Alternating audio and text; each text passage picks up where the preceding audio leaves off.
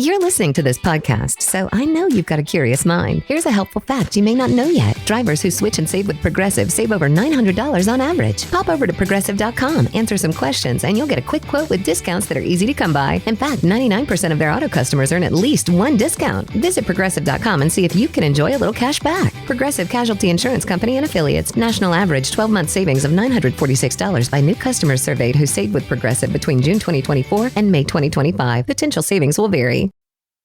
This episode is brought to you by Indeed. Stop waiting around for the perfect candidate.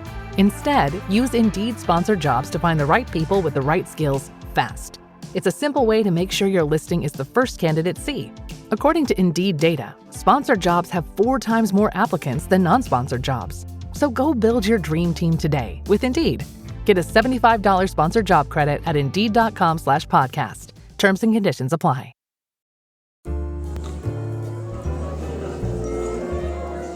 So, faced with the question, where did they go next with this podcast? The guys were recently joined by legendary musical genius Bruce Dickerson, who's agreed to be the new producer of the Stack and Benjamin show.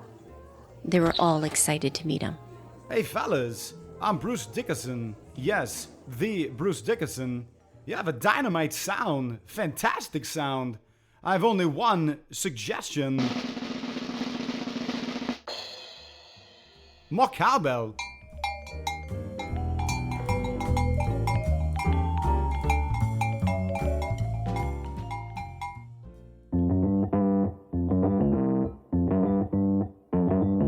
Live from the basement of the YouTube headquarters, it's the Stacking Benjamin Show.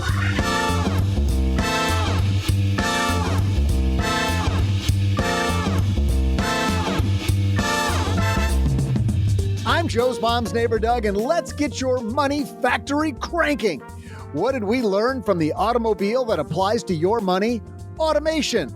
Today, we're sharing what to automate, what to put on hold, and where the biggest ROI gains can be with your money if you nail this. But that's not all. Today, our panel will try and regroup to ensure that OG doesn't run away with our year-long trivia challenge. Then now, a guy who's here to help you parse the trivial from the important parts of financial planning. It's Joe Saul. Say hi. Hey everybody, and happy Friday to you. We're super happy you're here to talk automation with us. And the people that are with us are not automated. They're animated, but not automated. Starting with a woman who's coming to us not from Manhattan, but I believe from her old bedroom in Georgia. Paula Pant is here. I am here. I'm automatically smiling by virtue of being in your presence. Oh, yes. Every day is a good day that I'm on the Stacking Benjamins podcast. That is fabulous. You just wanted to have a sofa in your background too, like me, didn't you? Yeah, you know, it's nice. I'm sitting on the floor in front of the sofa, which is technically not how sofas are supposed to be used. But I've discovered that the sofa makes for a really nice background, a good depth of field, a nice bright pop of color. So, yeah. So you got your legs folded like your third grade camp? Oh, I could. All right, now I do. There we go. Perfect. There we go. Yes. And the guy who always loves being in third grade camp. That's so bad. Jesse Cramer for the Best Interest Podcast is here. How are you, man? That is pretty bad. I was going to make a joke and say, like, you know, the whole like leg crossing thing. I don't bend that way personally. But yeah, after that, Joe, I don't know. I might have to rescind my participation in this podcast. You know? He's like a kid. Yeah, but did you go to, we didn't have third grade camp. We had fourth grade camp. I grew up really rural. And so like the idea of going away to camp, I live in the woods. Like, why do I need to go to camp? So yeah, I never went to. Yeah, we can camp right out behind the house. I went to a baseball camp once because I played baseball growing up. So it was at one of the local colleges in Syracuse. And, you know, you spend like 3 days there doing drills and you sleep overnight in the dorms. That's the closest I ever got to camp. And was it fun? It was. I remember that was the first time where I remember thinking, whoa, there are a lot of really good baseball players my age. And I was from a really small pond.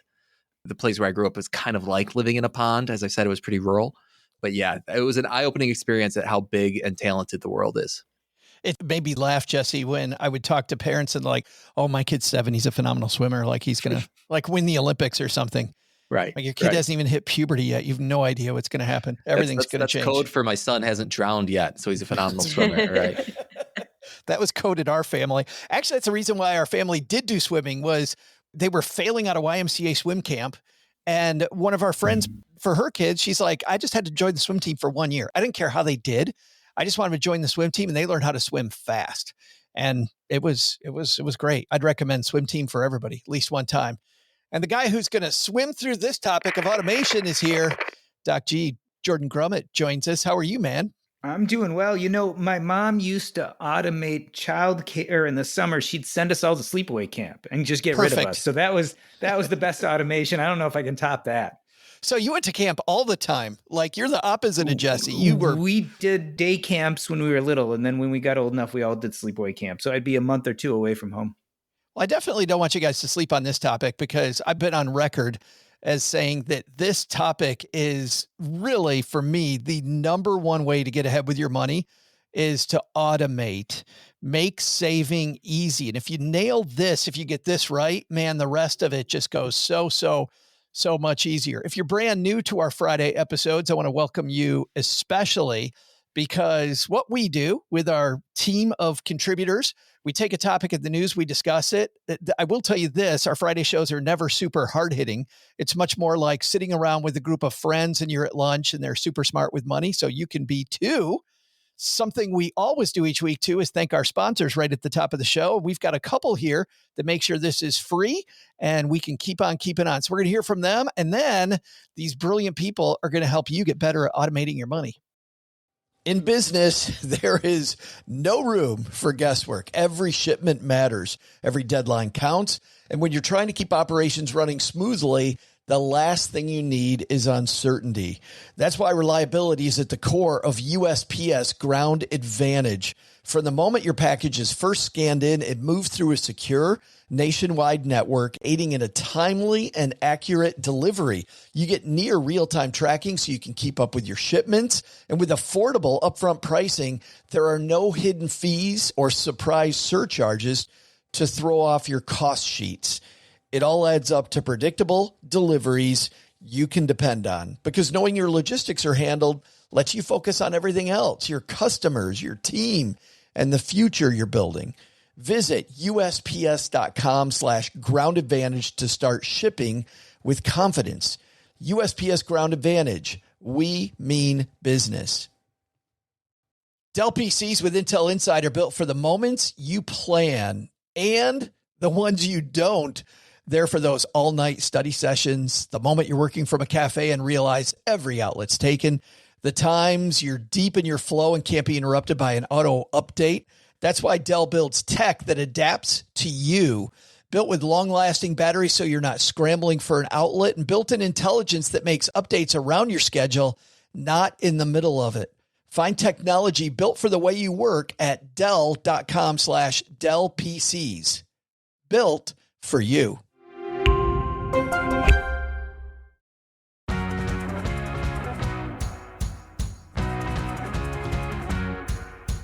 This idea of automating your money. I said, Paula, in my intro that I thought this was the number one thing to do to get ahead. Let's really expand on why. Why should we care about making sure we nail automation? Frankly, it's because we're all busy. There are a million things that we have to do, and there are certain tasks in our life that simply can't be automated, like doing the laundry. Our cognitive capacity is limited. We're juggling a million different things every day. We're going to work, we're making food, we're trying to maintain our lives, and it's so easy for financial tasks to slip through the cracks. Even bill paying, which incurs penalties, it's easy for that, with something relatively short-term with a penalty. It's easy to forget to do that. So you can imagine how much easier it is to forget to do the things that don't have penalties and that are long-term, like investing. Yeah, Jesse, back when I was a financial planner, to Paula's point, I had a client who made the equivalent today of about $500,000 a year. This is back in the late 90s. She had a horrible credit because she kept forgetting to pay her bills.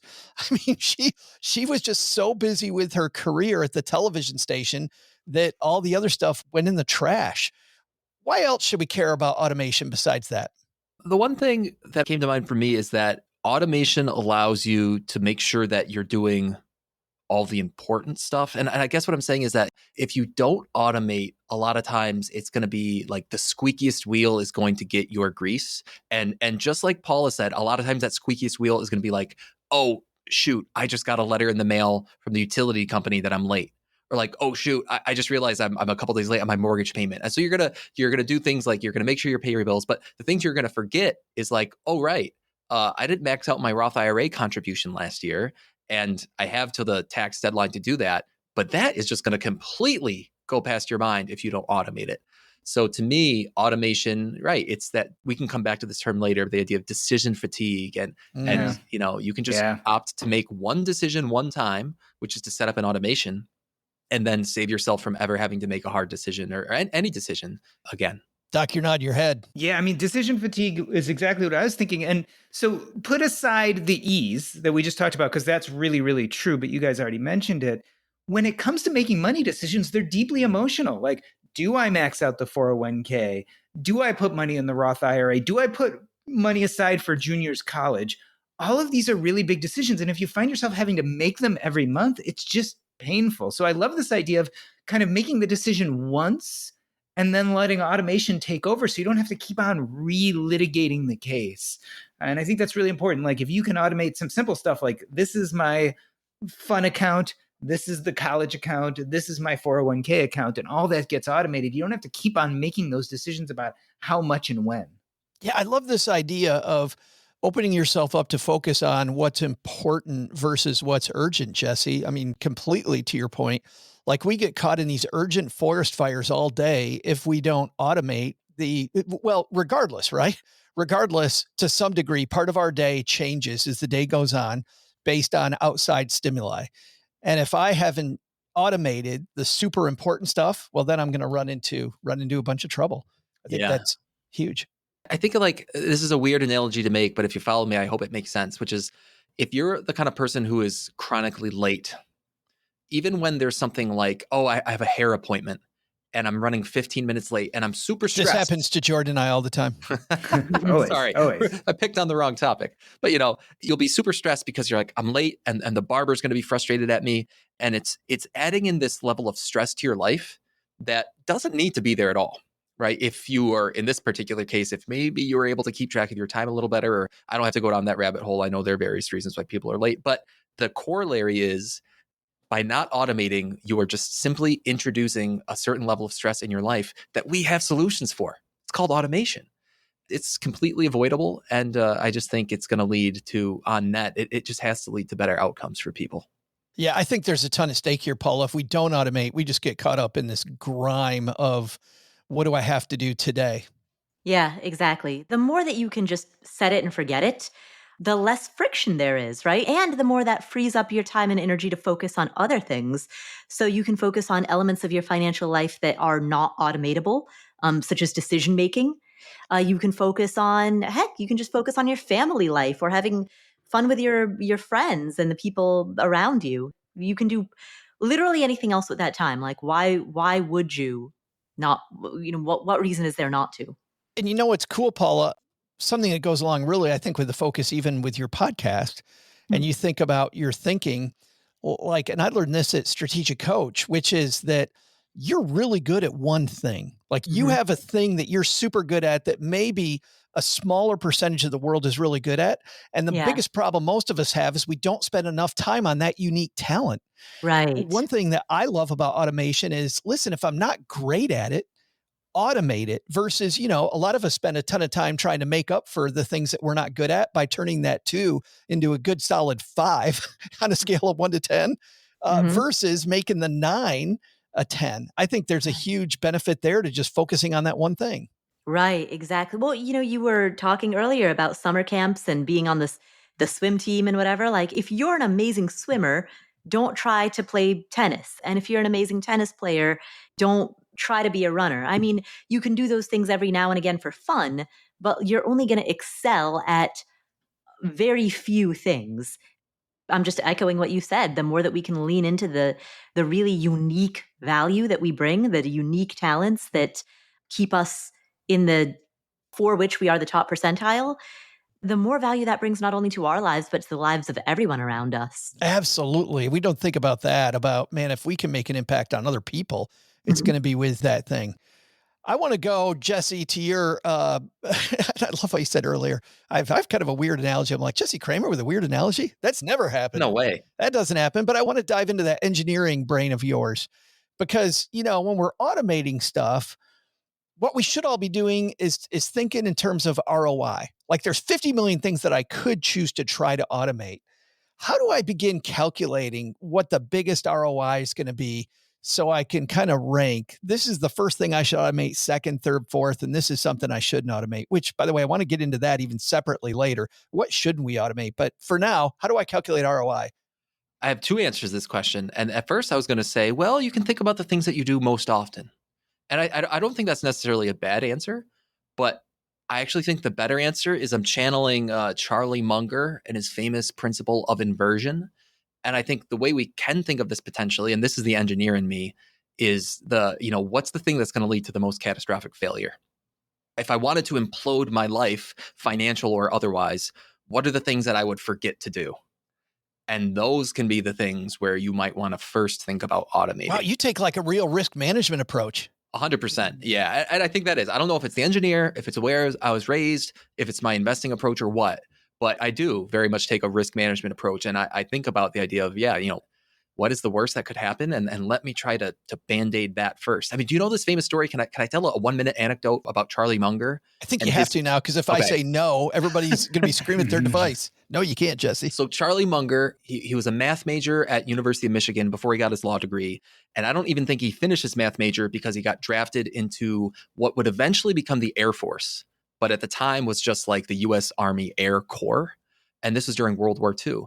And because he was a smart mathematician, he was basically trained to be a meteorologist. Like, look at all this weather data and help us predict the weather for these flights. And so his job was to keep pilots safe on their flying missions. And using this principle of inversion, he basically said, if I wanted to kill these pilots, what would I do to kill them?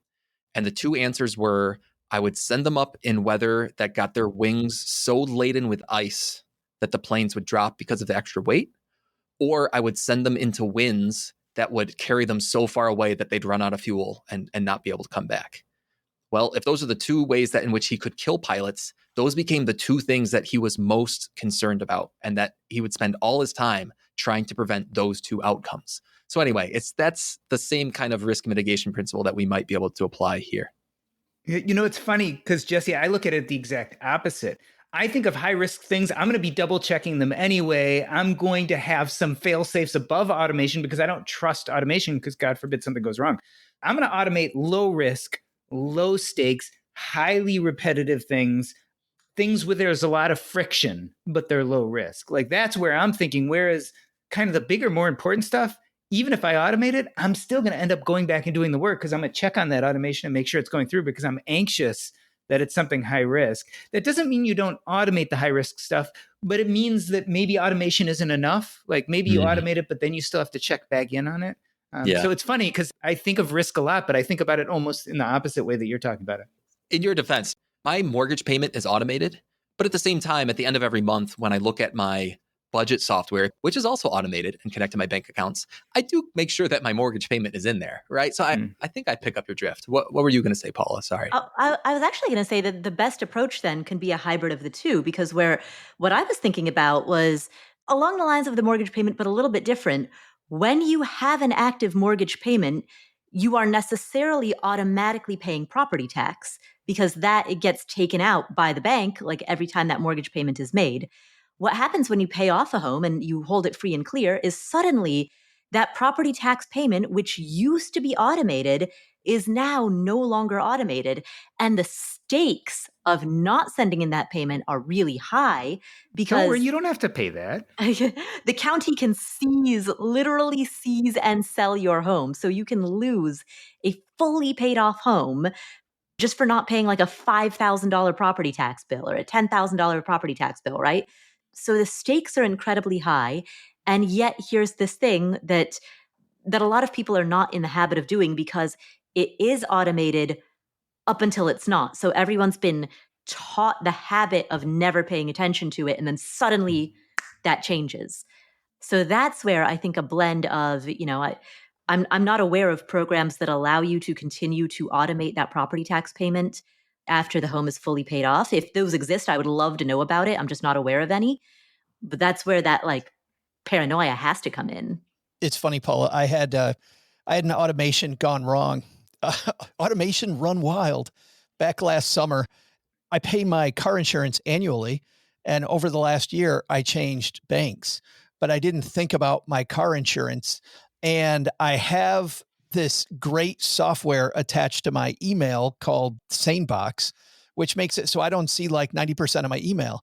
So SaneBox decided that the notices that I hadn't made my car payment to my insurance policy, I didn't need to see those, and I didn't see them. And so it's funny because like I don't know, December rolls around and Cheryl and I are having one of our weekly meetings, and all of a sudden we just go, you know what? I haven't seen the car insurance yet. Wasn't that due like August, September? And we look back, and it turned out that I had 3.5 months where I had no car insurance. Oof. And luckily nothing had happened, and I saved the money. So if you want to save money in the dumbest way ever, just change banks and don't. Is this a veiled advertisement for State Farm? Didn't we already do that in this episode? That's right. I think you need insurance. You need insurance in case your insurance lapses. It's called insurance insurance. We then added that to our list. What we automated then was the check, right? On these big things twice a year, I added it to my calendar that in our weekly meeting, we're going to check on, did this thing get paid? Did this big thing get paid? Because Paula, to your point, it's automated till it's not. And then there could be big problems if it doesn't hit. Right. Do you guys look at which one will make me most wealthy if I automate it? Do any of you look at it? Jesse, do you look at it that way? I don't necessarily.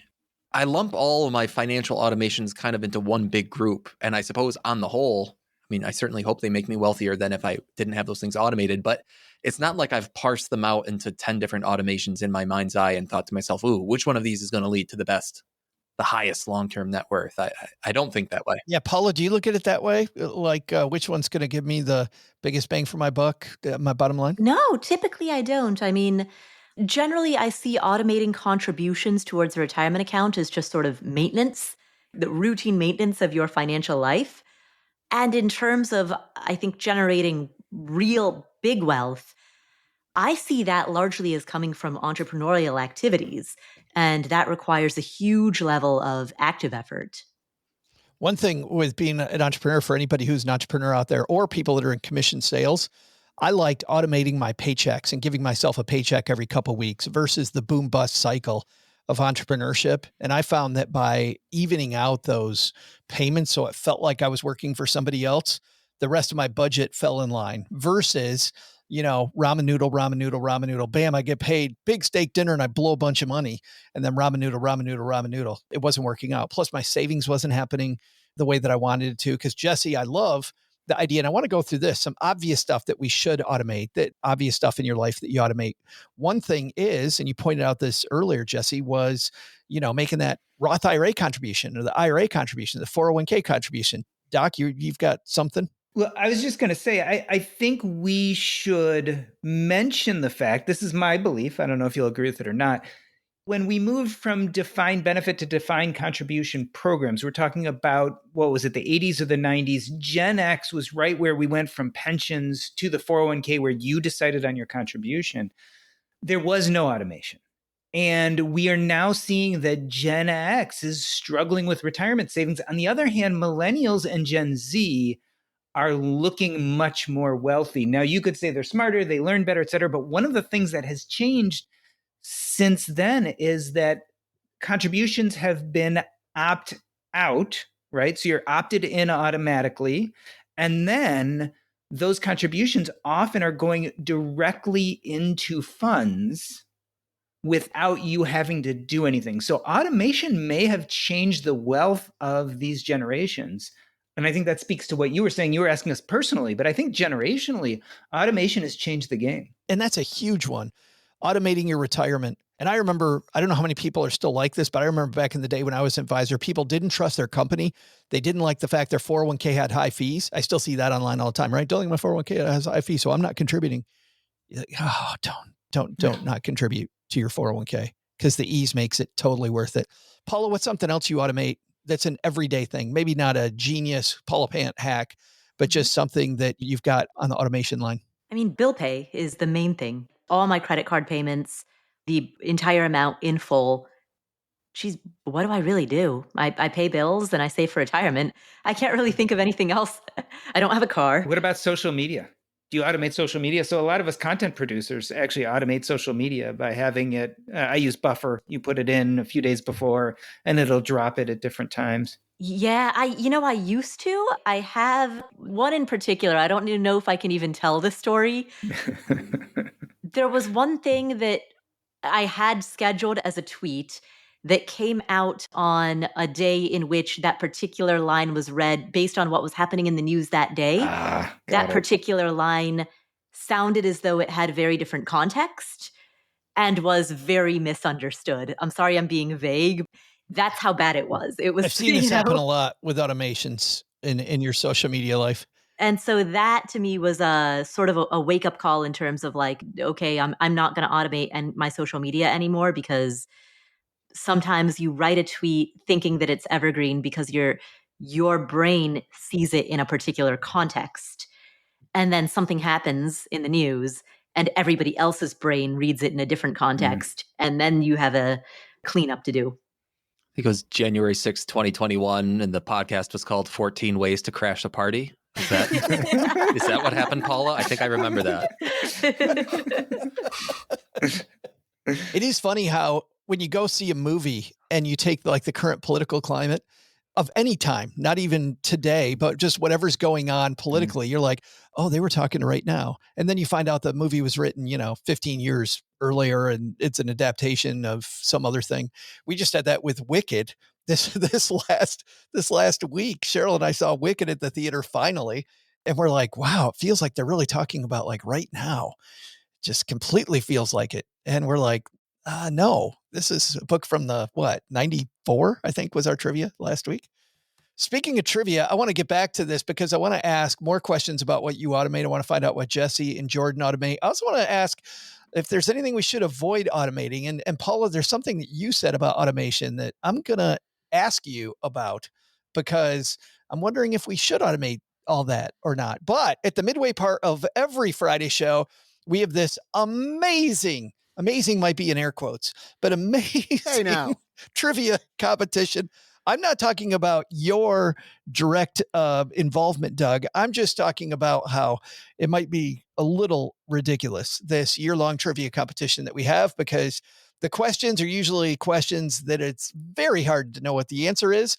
We have our three contributors, Paula, Jesse, and OG, today Doc G, playing for OG, so we're keeping the G's together to find out how close they can get, either throwing a dart or using tons of, I don't know, logic. Is logic a word that we use with our trivia? Google's based on logic, yeah. Tons of logic.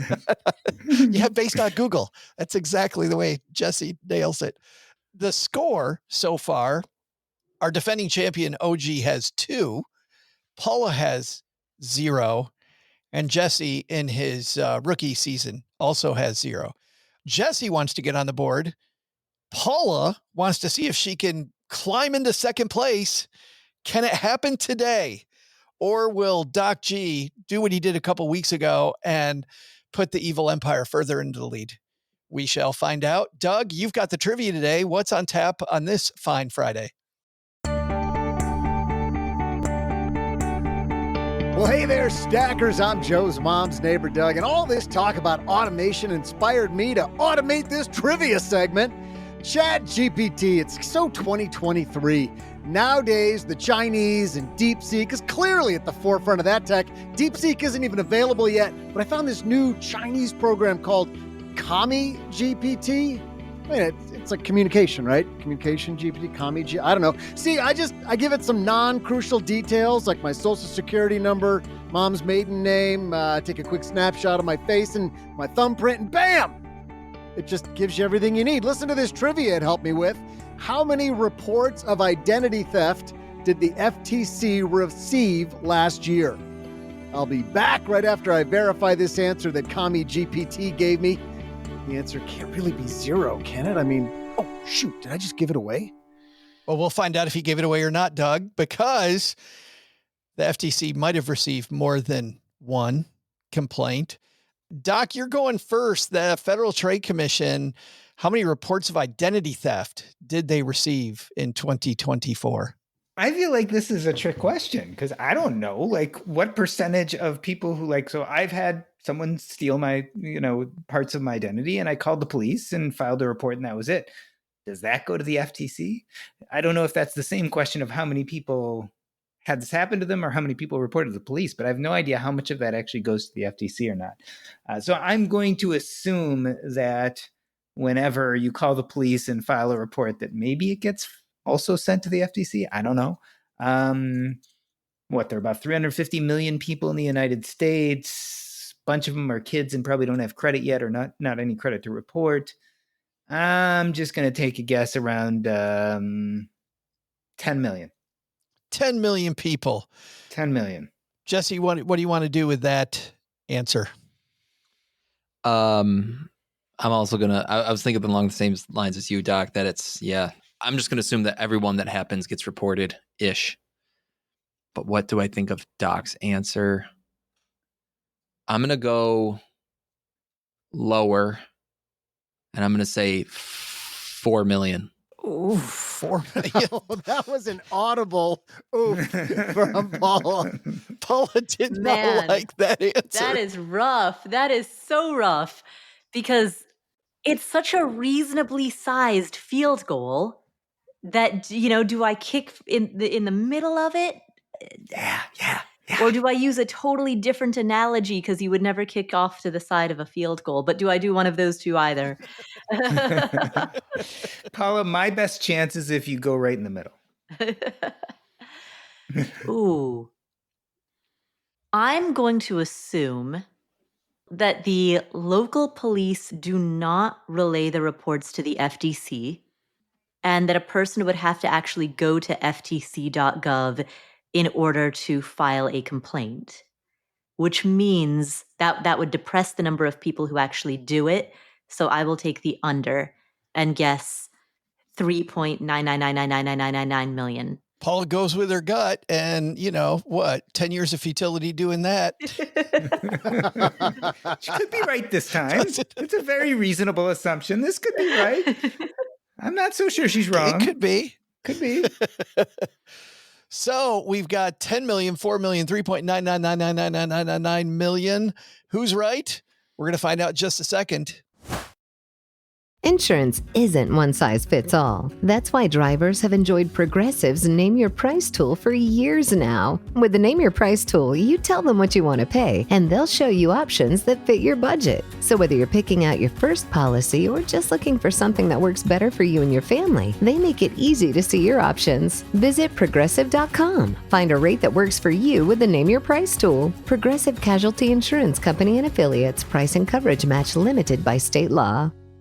What would you do if your online store converted 36% more shoppers? You could take 36% more vacation. Another pina colada? Yes, please. Open a new retail location with 36% more square feet. Fantastic. Hire 36% more help. You're hired and you're hired. Shopify has the world's best converting checkout, up to 36% better than other e-commerce platforms. What you do with those extra sales is up to you. Switch to Shopify today at shopify.com/listen and get a $1 trial. Shopify.com/listen. Did you know Fast Growing Trees is America's largest and most trusted online nursery with thousands of trees and plants and over 2 million happy customers? Whether you're planting fruit trees, adding privacy, brightening things up with flowers, or bringing in houseplants, Fast Growing Trees has it all. Even better, they can help you find options that are right for your climate, your space, and lifestyle.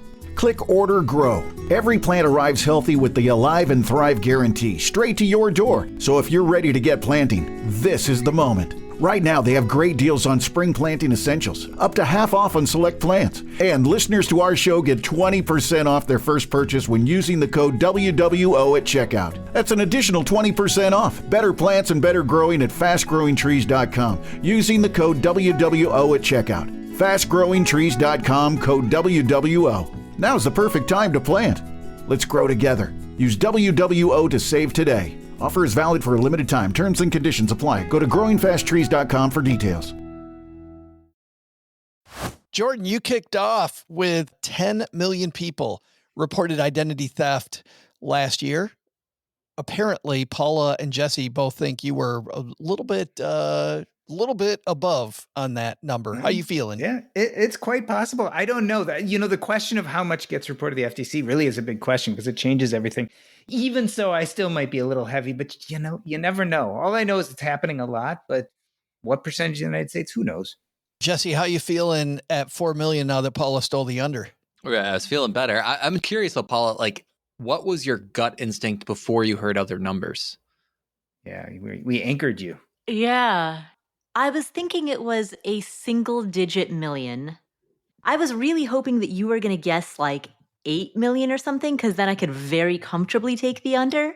The hard part about your guess, 4 million, is like, yeah, the under versus over is hard there if my assumption is that it's a single-digit million.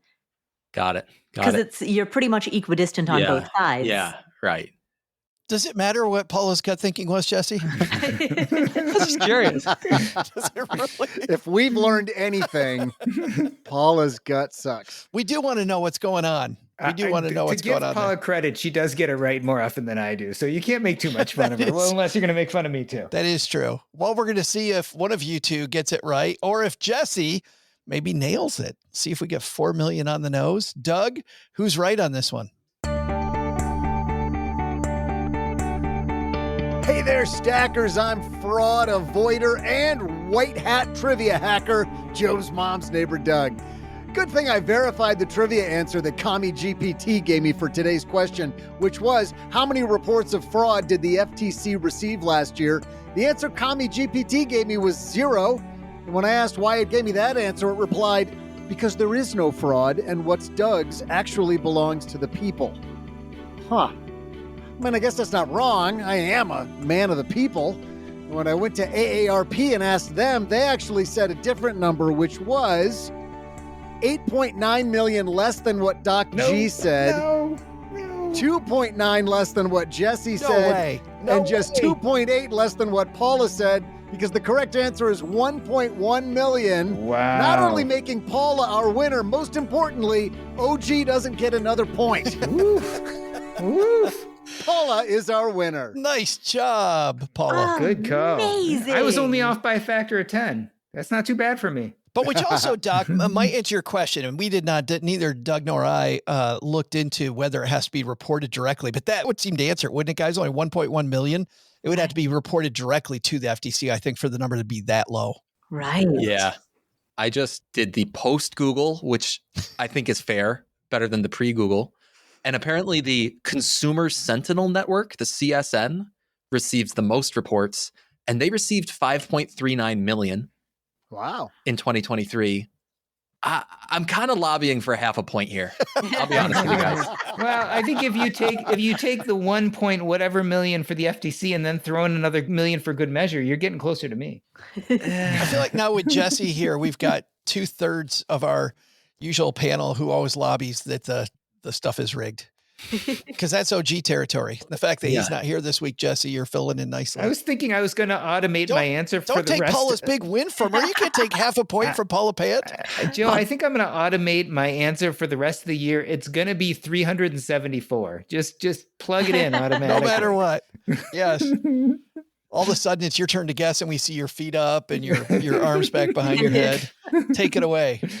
Kami GPT. What a great new innovation there, Doug. Sounds like a winner. Communication GPT. It's just nice. Yeah, let's go to the second half of this discussion.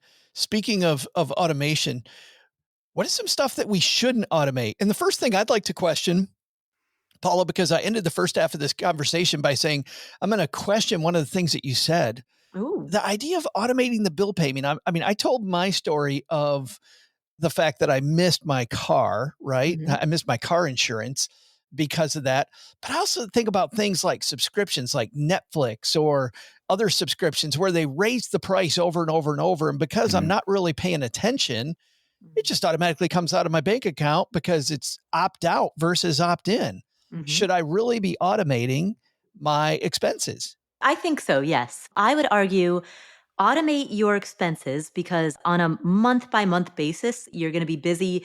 You're likely to forget, and you don't want to have that ding on your credit report by virtue of paying a bill late. But then set a couple of calendar reminders, maybe twice a year, 3 times a year, to just review all of your subscriptions and see what you're using, what you're not, what you can cut.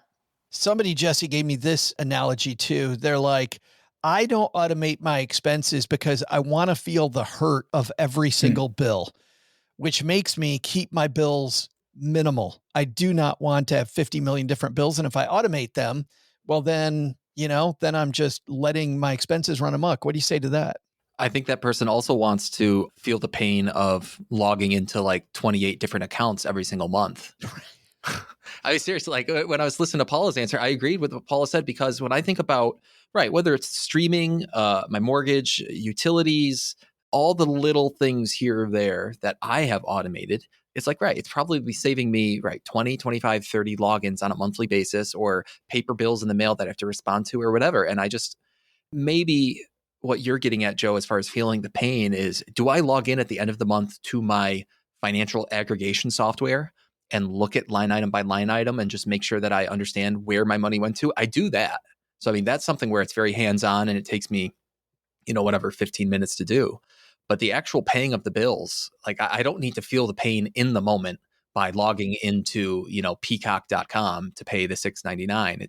To me, at least I'm past that in my own personal finances. It's funny that you say that, because for the last 2 months on my to-do list has been to get rid of peacock.com. I was going to say, who pays for Peacock? I do.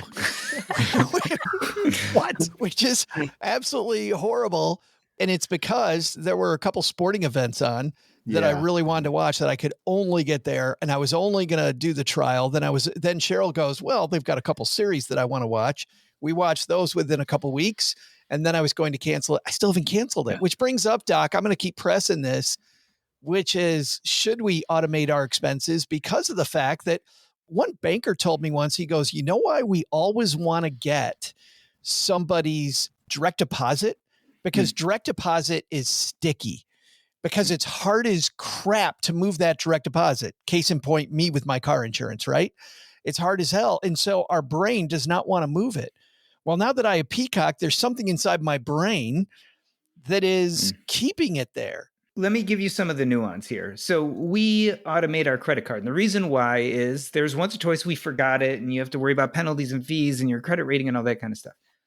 But we both got busy and no one checked it for a month or two. And when we went back, we actually found spurious charges. Some company had been charging us $500 or $600 a pop multiple weeks in a row over a few months. And so literally there were thousands of dollars of spurious charges there. So yes, we could go back and we could talk to the credit card company and they removed them and we didn't have to pay them in the end. But if you are not paying attention on some of these bigger things, you can find yourself in trouble. So automate, certainly. You want to make sure you don't miss the payment, but you're still going to have to go check it every month. And I think there are a few things like this. And maybe that's the issue, is that maybe automation for some of the smaller things keeps you from checking it every month and you check it every quarter. But for things like credit cards, if you're going to automate that, you should still be checking it every month and make sure that everything's copacetic. I have 2 thoughts on that.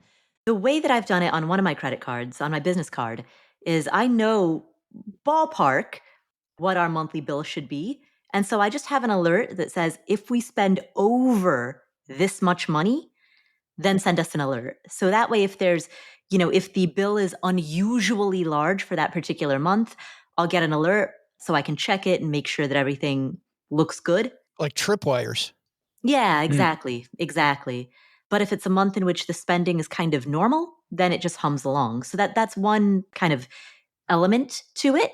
The other element, because I've thought about this too in terms of, I'm sure that there are things that I've missed that have added up to hundreds and hundreds of dollars worth of charges. But as I see it, what am I willing to pay in order to not think about this? Or another way of looking at this is, if I were to hire an assistant to manually do it, and I paid that assistant $30 an hour, how much would it cost me to pay an assistant to manually do it? If that's ballpark the amount of money that I'm bleeding in little charges here and there, then it all shakes out. $30 an hour for an assistant? Tell me you're in New York City without telling me you're in New York City. Oh, in New York, it's 50 an hour. I was For an using assistant. Yeah, Wow. I paid my assistant 50 an hour. Being blown away by $30 an hour? Tell me you're in Northern Michigan without telling me you're in Northern Michigan. Let's see, for $50 an hour, what did that assistant do exactly? I think I'm moving. Jesse or Doc, do you guys have anything that you think we should avoid automating? Is there anything that we truly shouldn't be automating? Yeah, I like Paula's guiding principle, right? Because then what we're really talking about is what could or could not be catastrophic, right? And so I guess it's just another version of what Jesse was talking about before is risk mitigation. If there's any possibility for catastrophe, you've really got to kind of think about whether you want to do that or not. Jesse, do you have anything that you think we shouldn't automate? Yeah, I mean, because I just think to myself, if you truly want to think of yourself as the highest utilizer of automation in your financial life, I think that necessitates that you're also not adding enough of the human element in there, right? Like, as an example, I probably could choose to not log in. I'm now mentioning it for like the fourth time. I could choose to not log into my aggregation software on a monthly basis and check. But I kind of want to, and this maybe goes back to what Doc G was saying about like, I need to catch mistakes. I just want to make sure everything's copacetic. So to that end, I would say you definitely want to keep some level of human element involved in your personal finances, just so it's literally keeping your finger on the pulse of your financial heartbeat. It is so funny because Cheryl and I have this system, this weekly system where we go in and we check our Monarch money, which is the one that I use. There's lots of great ones people can use besides that. I mean, I like Tiller, I like Cube, I like what's Jesse Meekum's? Oh, YNAB. YNAB. Yeah, YNAB. Love me some YNAB as well. So there's lots of different software out there that you can use. But what's funny was OG and I both said during December when both of us were spending money like drunken sailors, I did not log in to my Monarch just because even a guy that's done it this long, I'm like, if I don't look, maybe it's not happening as bad as it's happening. His money's just going out of my wallet. And Paula, I'm getting these notification tripwires all the time. And I'm like, I'm just not going to log in, which is never a good strategy. Never, ever a good strategy. That reminds me of my favorite advice when it comes to the stock market, especially if you're a long-term investor, is only look on the days when things are up and completely ignore it on the days where things are down. So I can go months without looking at stock market, but if there's a good day, I'm logging on and I'm seeing how things look. I only check on the days where things are good. Yeah. Yeah. When its stock market reaches all-time high, that's when you look. I'm looking every day. Every day I'm looking. Yeah. That's great. Biggest automation hack that you have? Is there something that you have, some cool thing that you've automated? And this doesn't have to just be with your money. This could be something that helps improve your productivity, guys. Is there some cool automation hack that you do? Jesse, let's start with you. The couple that came to mind, and I don't know if this is, okay, is this an automation or is it just a system? I'm not sure. But for me, my calendar is gospel. Oh, you beat me to it. And if it's not on the calendar, then it's not happening. And so I've really adopted that over the last 3 years. Where not Jesse, for me, it's the recurring message on the calendar. Yes. Every 3 months, I want this to appear on my calendar. Right. So that I get to this day. I don't have to remember it. I just know that once a quarter, it's going to appear and I go, oh yeah. And then I schedule it for the appropriate time. Correct. As far as the automation goes, exactly. It's the recurring events, whether it's a quarterly, a monthly, or whatever. So that's a big one. And then the other one is I use this app called Todoist, which is a to-do list app. There are a bunch of different to-do list apps out there. It syncs between my phone and my web app, sort of like my work Chrome. So I really like that. In that Todoist app, I also have recurring automations where it could be, every quarter, something comes up that says check the furnace filter, or you can type in there. And anyway, it's just another way of, maybe it's not a calendar-based automation, and that's why I have it on my to-do list app. But anyway, it's another way of staying organized. A lot of this automation is like, how do you stay organized? And those two systems really help me stay organized. A guy who's very productive and very creative, Aaron Mahnke, who's created some fantastic podcasts, including Lore, which has been a big time podcast. I had a great conversation with him, and he said part of the way that he stays organized and makes sure he doesn't miss these great ideas is the Todoist app. Yeah. Mm-hmm. And what's funny is, so I immediately downloaded the Todoist app and I have barely used it because it isn't just about the tool, right? It's about using it correctly. And I did not do that at all. But it is funny to hear that recurring phrase. The Todoist app is great. Doc, how about you? Something that you use for either more productivity or automation, some system? I can think of two systems that I've been using actually, and I've found to be very helpful. One is I do a decent amount of coaching. So people want to do things like purpose coaching. And so the first thing I do is I send them a disclaimer through DocuSign, but the disclaimer sends them directly to my Calendly to sign up for an appointment. And then my Calendly sends them directly to PayPal to pay for that first appointment.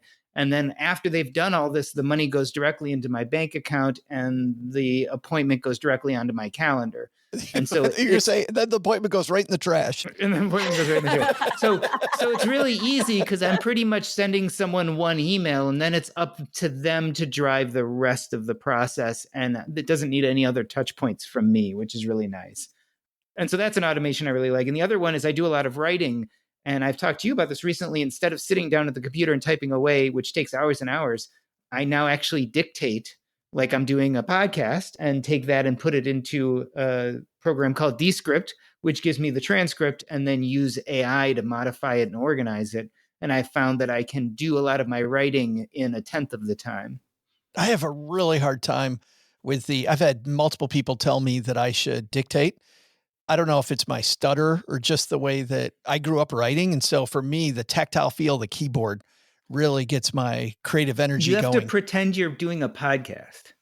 That's it. Because you light up in front of the mic when you're doing a podcast. So imagine when you're creating content that you're just sitting there explaining it to your podcast audience. I light up when I'm on the keyboard too, though. I really enjoy the process of the keyboard. But what's funny is, like, that's a good thing. Like, think about these points in your life where you want a better solution, right? Yeah, it's friction, right? Yeah, if you trip over it all the time. Sure. Yeah. Paula, what's something that you either have a system for or have automated that might help our stacker community out?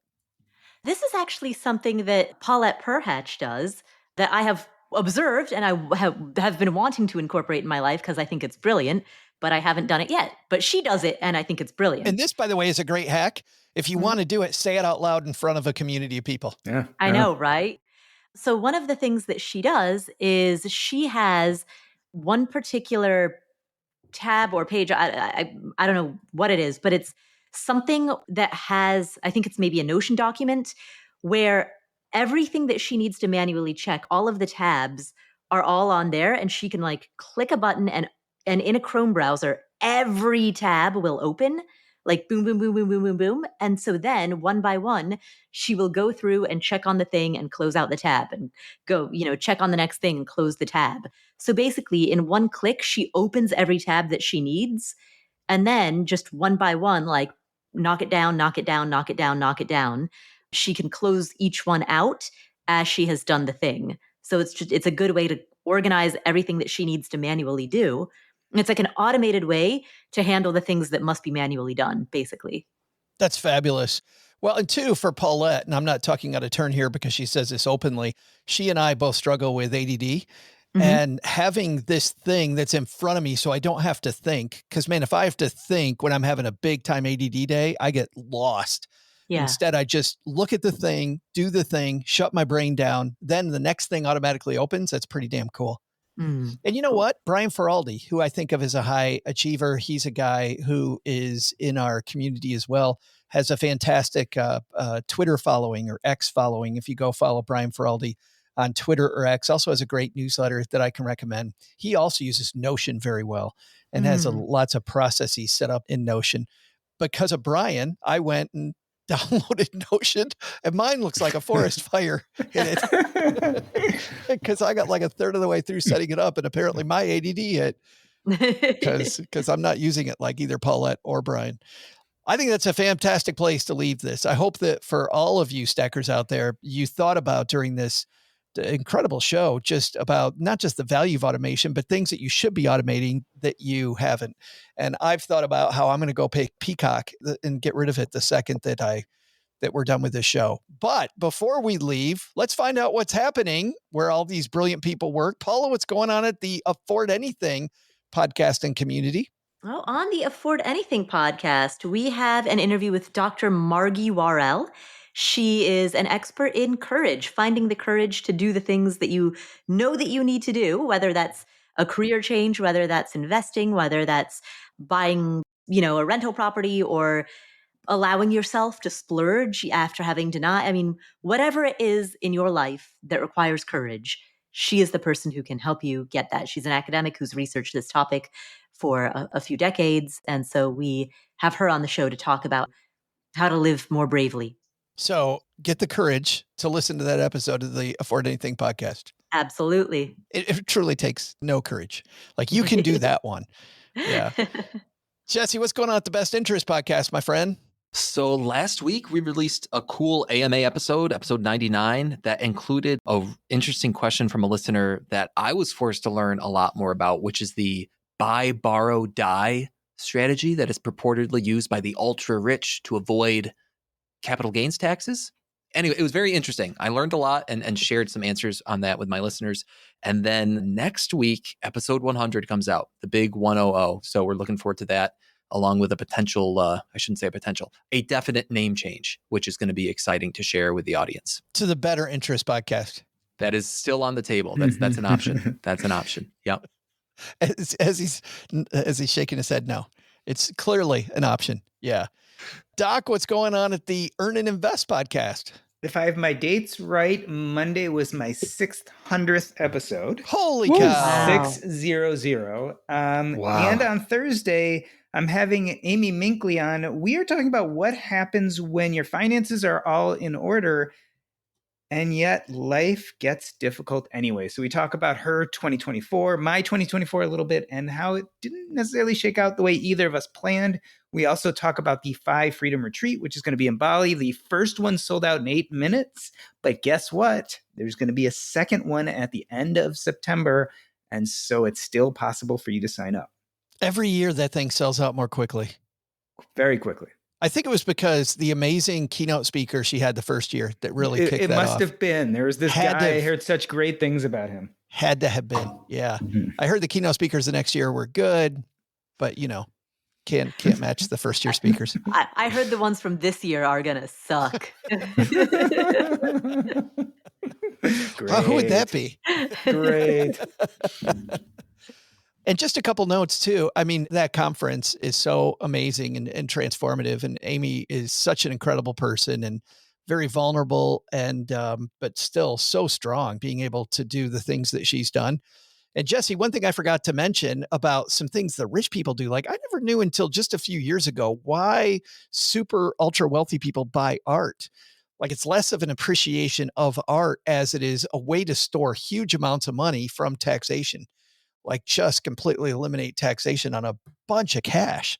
Like I had no idea about that. Doug, what's the name of that? There is I'm sabotaging you with this. No, yeah, it's about the Lost Da Vinci. Yeah. A documentary that really goes into this. And the it Lost blew me away. Leonardo? The Lost Leonardo. Is that what's Leonardo, called? that might have been it. Yeah, I saw that. That was pretty good. Yeah. Yeah. The thing I learned from that was there are these storage facilities that are duty free in certain ports where it's like no man's land because they're not technically in any country yet. So the super wealthy will buy these really expensive pieces of art, store them in these really luxurious storage facilities that have like cigar rooms and, and fully decorated rooms that they can go enjoy their art in. But it never really happened because no country knows which to tax. The world doesn't see some of this phenomenal art because it's just people trying to avoid taxation. Yeah. So you don't have to automate paying your taxes if you don't pay them. There's automation. I just buy art, Flex, right? With my bajillions. All right. That's going to do it for today. Thanks a ton for hanging out, everybody. And on Monday, we're back kicking off Valentine's Day week with certified financial planner Shauna Game asking, would you date your wallet? Have you ever asked yourself that? Would you actually date your wallet? Do you talk nicely to it? Does it talk nicely back to you?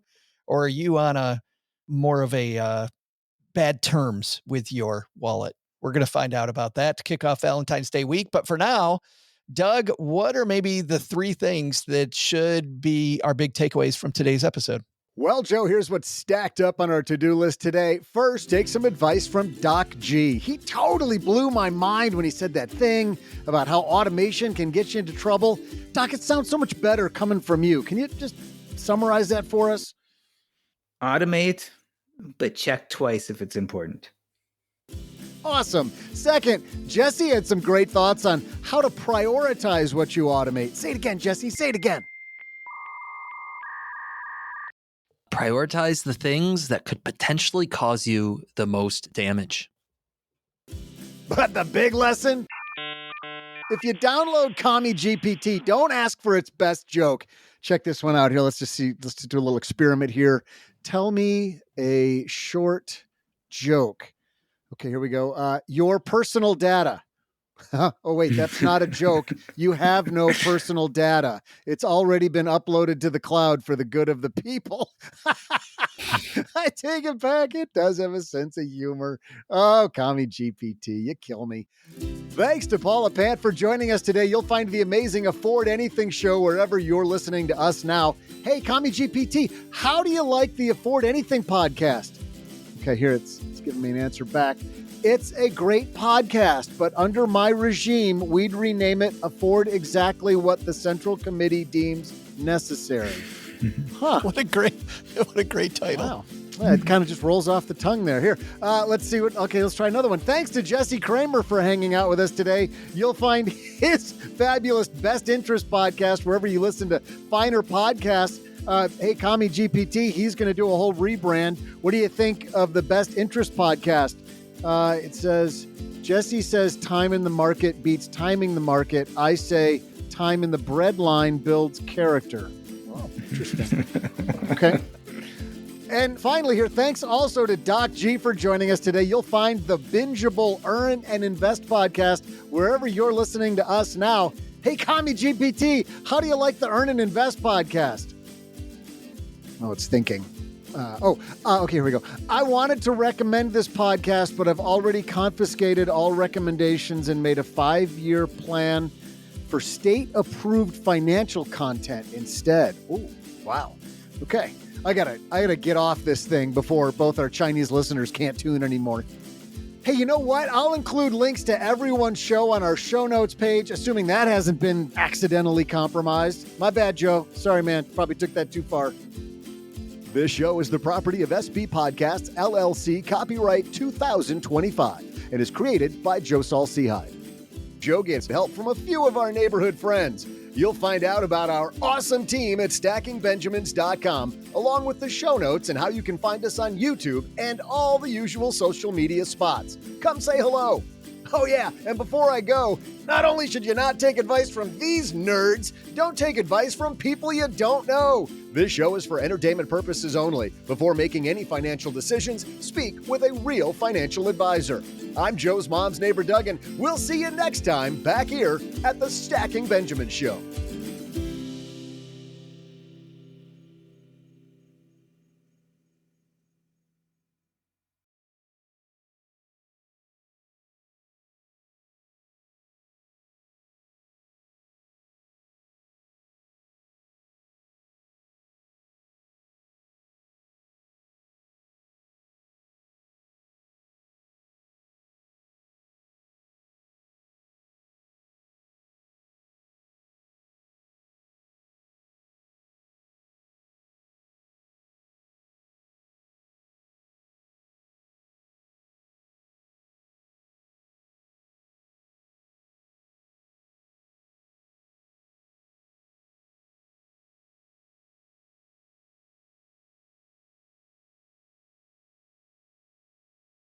Welcome to the after show. This is the part of the show that doesn't exist. What happens in the after show stays in the after show. We haven't done one of these on a Friday in a long time, guys. And I thought, since Doug has been looking up stuff on Kami GPT, I thought we'd ask Chat GPT about what are the worst things you could automate?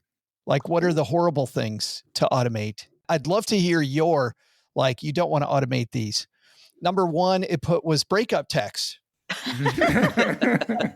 We regret to inform you that your relationship has been terminated. Press 1 for an explanation, 2 for a list of your ex's grievances, or 3 to be auto-matched with someone else based on your previous mistakes. I love that one. Stop me if you guys have one that you shouldn't automate. But number 2 on the list, Grandma's birthday calls. Hello, Nana. This is RoboLove 3000. Your presence brings us joy. Please confirm receipt of this sentiment with yes or no. Nana's had RoboLove 3000 for years. Don't act like that. That's something different. That's a little bit different than what you're describing. See, and I would actually argue with this one because I think this list, they have a top 10. We'll put the rest of the top 10 list in our Facebook group, the basement. But I do like this one. It says stand-up comedy. Don't automate stand-up comedy, which is totally what we just did. And ChatGPT said, this is what AI would say if you asked it to automate stand-up comedy.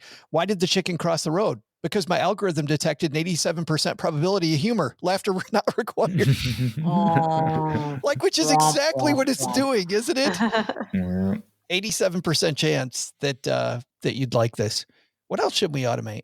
Do you guys have any recurring like Amazon Prime deliveries that you kind of regret setting up after the fact? Or are they all good? Oh yeah. Oh, I have subscribe and save, but I am in there constantly. Like I'm always messing with my subscribe and save settings. I totally made the mistake with subscribe and save of not doing that, Paula, and I had crap loads of cat food. So much cat food, and I forgot to cancel it the third time. Cooper must have been happy. Oh, it's just horrible. I did that with Quip too. I have the Quip toothbrush, with the subscription, and I have like 4 extra toothbrushes like sitting in there. Okay, Element, LMNT, the salt. Oh, actually, I have some. I have so much. I have some right here. Assuming I have one of these packets a day, I have over a year's supply. From forgetting to turn it off. Yep, exactly. From forgetting to turn it off. And, and every time a box shows up, I'm like, I got to turn that off. And then a month later, another 3-month supply shows up. I got to tell you, a cool thing that I like, I do have one subscription. It's a coffee subscription. But whenever they send it, they're like, hey, your coffee subscription's coming next week. Are you okay with it coming next week, or would you like to change it? And I can literally, on my phone, just using my thumbs, change the date, which is fantastic. It's amazing. I wish more companies would do that versus me having 16 toothbrushes or Paula having a year's worth of salt. Of salt. Literally salt. Yes. I've got one more here from ChatGPT, which is we shouldn't automate Taco Bell orders at 2 a.m. Based on previous late night decisions, we pre-ordered you 14 tacos, regret, and a questionable life choice. And a little time in the toilet, apparently.